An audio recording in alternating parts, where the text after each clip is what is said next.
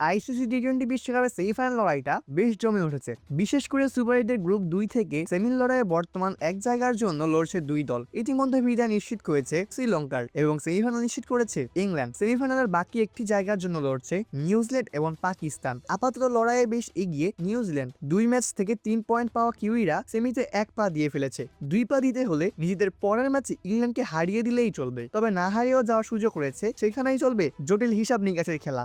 নিউজিল্যান্ডের সমান 3 পয়েন্ট পাওয়ার সুযোগ রয়েছে পাকিস্তানের সামনেও।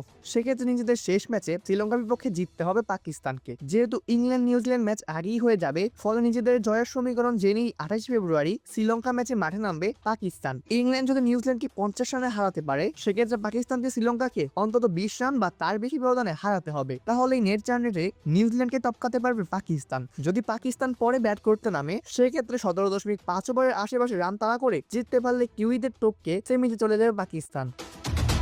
অন্য যে কোনো ক্ষেত্রে জিতলেও নিউজিল্যান্ডের চেয়ে কম রান রেট থাকায় সেমিতে যেতে পারবে না পাকিস্তান। 27 ফেব্রুয়ারি ইংল্যান্ড নিউজিল্যান্ড ম্যাচ, 28 ফেব্রুয়ারি পাকিস্তান বনাম শ্রীলঙ্কা ম্যাচ। সমীকরণ মেলানোর সাথে সেমি লড়াই দেখার অপেক্ষায় এখন সবাই। হিসাবের সুবিধার্থে প্রথম ইনিংসের রান 170 রান ধরা হয়েছে, যা শ্রীলঙ্কার এবারের বিশ্বকাপের 16 ম্যাচে প্রথম ইনিংসের গড় রান। এখন দেখা যাক কে যায় দ্বিতীয় দল হিসেবে সেমিফাইনালে, পাকিস্তান নাকি নিউজিল্যান্ড। অপূর্ব দাস, ফ্লেভার্স নিউজ।